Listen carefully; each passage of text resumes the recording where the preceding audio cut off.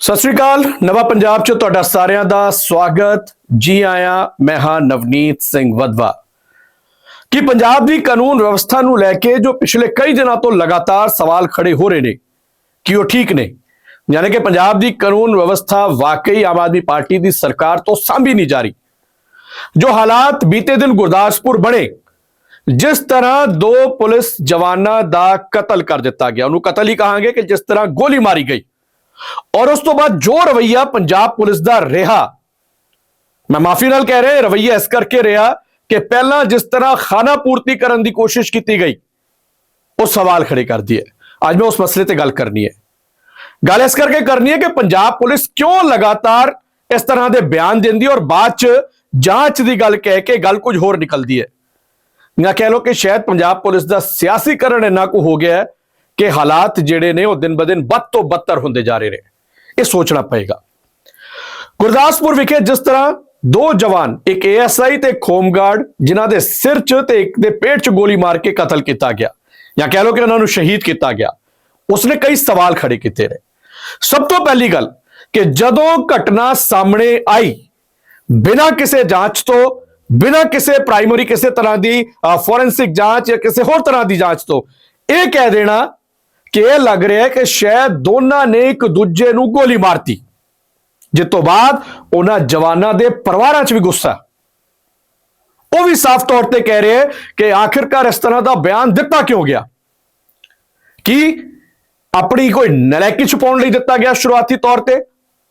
ਔਰ ਮੈਂ ਕੱਲ ਵੀ ਕਿਸੇ ਨਾਲ ਗੱਲ ਕਰਦੇ ਕਹਿ ਰਿਹਾ ਸੀ ਕਿ ਇਸ ਦੀਆਂ ਪਰਤਾਂ ਖੁੱਲਣਗੀਆਂ, ਔਰ ਉਹੀ ਹੋਇਆ ਕਿ ਇੱਕ ਦਹਿਸ਼ਤਗਰਦੀ ਜਥੇਬੰਦੀ ਜਿਹਨੇ ਜ਼ਿੰਮੇਵਾਰੀ ਲੈ ਲਈ। ਹੁਣ ਸਵਾਲ ਵੱਡਾ, ਮੈਂ ਉਹਦੀ ਗੱਲ ਬਾਅਦ ਚ ਕਰੂੰਗਾ, ਕੀ ਪੰਜਾਬ ਪੁਲਿਸ ਹੁਣ ਇਸ ਗੱਲ ਦਾ ਜਵਾਬ ਦੇਗੀ ਕਿ ਜਿਹੜੀ ਥਿਉਰੀ ਸਭ ਤੋਂ ਪਹਿਲਾਂ ਉਹਨਾਂ ਵੱਲੋਂ ਫਲੋਟ ਕੀਤੀ ਗਈ, ਉਹ ਕਿਹਦੇ ਕਹਿਣ ਤੇ ਕੀਤੀ ਗਈ, ਕਿ ਬਿਨਾਂ ਕਿਸੇ ਜਾਂਚ ਤੋਂ ਕੀਤੀ ਗਈ। ਹਾਲਾਂਕਿ SSP ਜਿਹੜੇ ਮੌਕੇ ਤੇ ਮੌਜੂਦ ਸੀ, ਉਹਨਾਂ ਨੇ ਜ਼ਰੂਰ ਕਿਹਾ ਕਿ ਜਾਂਚ ਕਰ ਲਈਏ, ਪਰ ਮੀਡੀਆ ਦੇ ਇੱਕ ਸੈਕਸ਼ਨ ਦੇ ਵਿੱਚ ਉਹ ਗੱਲ ਫਲੋਟ ਕਿਹਨੇ ਕੀਤੀ? ਬਿਨਾਂ ਕਿਸੇ ਦੀ ਮਰਜ਼ੀ ਤੋਂ ਤੇ ਉਹ ਕੁਝ ਚੁਰਿੰਦਾ ਚੈਨਲ ਜਿਨ੍ਹਾਂ ਨੇ ਖਬਰ ਚਲਾਈ, ਉਹ ਬਿਨਾਂ ਸਰਕਾਰ ਤੋਂ ਪੁੱਛੇ ਤੇ ਖਬਰ ਵੀ ਨਹੀਂ ਚਲਾਉਂਦੇ। ਫਿਰ ਸ਼ੁਰੂਆਤੀ ਤੌਰ ਤੇ ਇਸ ਗੱਲ ਨੂੰ ਕਵਰ ਅਪ ਕਰਨ ਦੇ ਲਈ ਇਹ ਗੱਲ ਫਲੋਟ ਕੀਤੀ ਗਈ, ਔਰ ਜਦੋਂ ਇਹ ਸਾਰਾ ਘਟਨਾਕ੍ਰਮ ਖੁੱਲ ਕੇ ਸਾਹਮਣੇ ਆ ਗਿਆ, ਯਾਨੀ ਕਿ ਇੱਕ ਦਹਿਸ਼ਤਗਰਦੀ ਜਥੇਬੰਦੀ ਜਿਹਨੇ ਚਿੱਠੀ ਲਿਖ ਕੇ ਸਾਫ਼ ਤੌਰ ਤੇ ਕਹਿਤਾ ਕਿ ਭਾਈ ਅਸੀਂ ਕੀਤਾ। ਹਾਲਾਂਕਿ ਅਜੇ ਵੀ ਪੰਜਾਬ ਪੁਲਿਸ ਕਹਿ ਰਹੀ ਹੈ ਕਿ ਉਹ ਫੇਕ ਹੋ ਸਕਦੀ ਹੈ। ਇੱਕ ਚਿੱਠੀ ਜਿਹੜੀ ਲਿਖੀ ਗਈ ਹੈ, ਮੈਂ ਉਹ ਵੀ ਪੜ੍ਹ ਕੇ ਤੁਹਾਨੂੰ ਸੁਣਾ ਦੇਣਾ।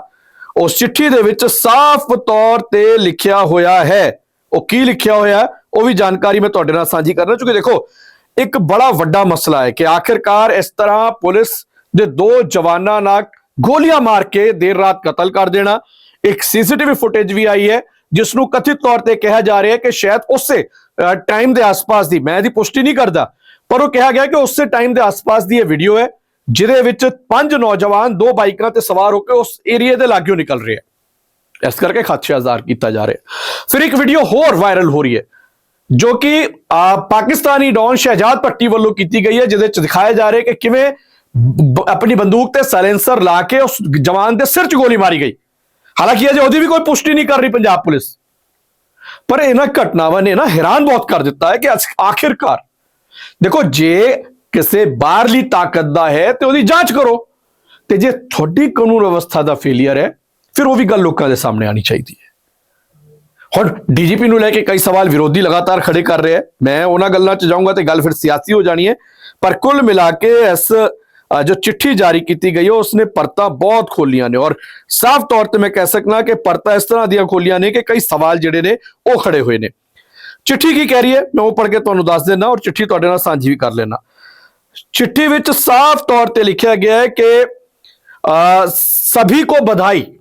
पहली गल तो हिंदी ते इंग्लिश दे विच चिट्ठी लिखी गई है, और चिट्ठी जिहड़ी है वो लिखी गई है कि अज 22 फरवरी 2026 को तड़के गज़वाए हिंद में एक और सफलता हासिल हुई जब तहरीक तालिबान हिंदुस्तान के अल बुर्ग ब्रिगेड ने गुरदासपुर के दुरंगला पुलिस स्टेशन पर हमला किया।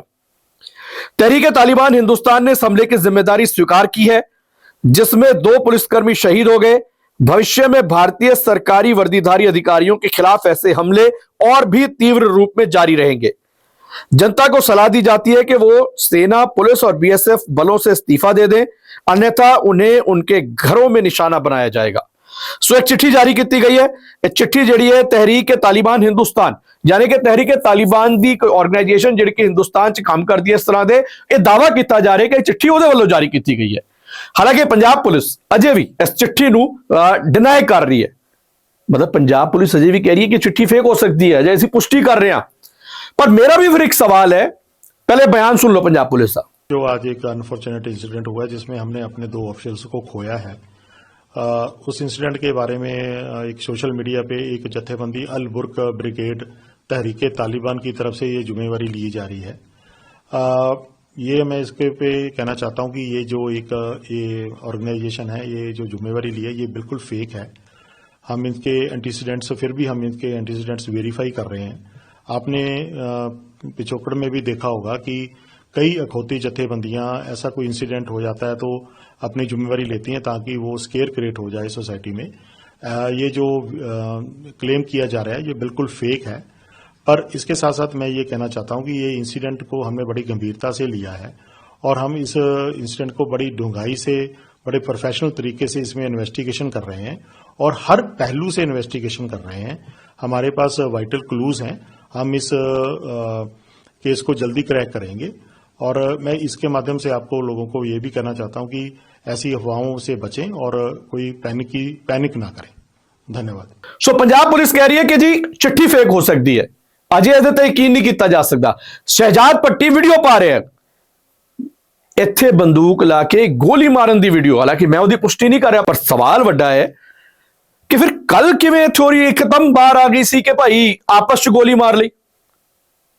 शुरुआती दौर ते तुसी जांच करो, तुसी पड़ताल करो, मीडिया दे विच थ्योरी कित्थों आई और किने फ्लोट की और किहदे कहण ते कीती गई, ये सवाल है। देखो, जे बाहरले संगठन का हथ है, जे दहशतगर्दां दा हथ है, जे गैंगस्टरां दा हथ है, फिर मसला होर है, जांच होनी चाहिए है। पर पहली गल किवें बाहर आ गई कि जी आपस च गोली मारती। मतलब की है मन्निया जाए कि पंजाब च एक वखरे तरीके दा नैरेटिव सिरजा जा रहा है कि गल अपने सिरों लाओ पहले ही दम, बाद च जांच करके देखो। ये मसला गंभीर है और बहुत गंभीर मसला है पंजाब की कानून व्यवस्था को लेके। मैनूं लगता है कि हर पंजाबी नूं पंजाब सरकार तो, पंजाब पुलिस तो सवाल करना चाहिए कि मीडिया दे विच गल किहने फ्लोट की। वो परिवार दोवें कह रहे कि असीं ते एक दूजे नूं कई सालों तो जानते हैं, हो ही नहीं सकता। दोनों दी बंदूकां उन्हां दे कोल नहीं हैगियां, एक चेयर ते बैठा उहदे उत्थे ही गोली मारती, एक पिछे सोया सी सुत्ता पिया सी उत्थे गोली मारती। फिर पहली थ्योरी बाहर करती कि आपस च लड़ाई होगी जी। पता कल दा तुसीं वेखो मीडिया चाहिए, सवाल वड्डा है। और मैनूं लगता है कि पंजाब सरकार और पंजाब पुलिस नूं घट्टो घट या तो अपनी जिम्मेवारी लैके अपनी लापरवाही कबूल करके गल मननी चाहिए कि असीं पंजाब च कानून व्यवस्था देण च पूरी तरह फेल हाँ, असीं ते नवीं थ्योरियां गढ़ने आ। मसला गंभीर है पंजाबियों, समझो गल। इजाजत दिओ, सत श्री अकाल।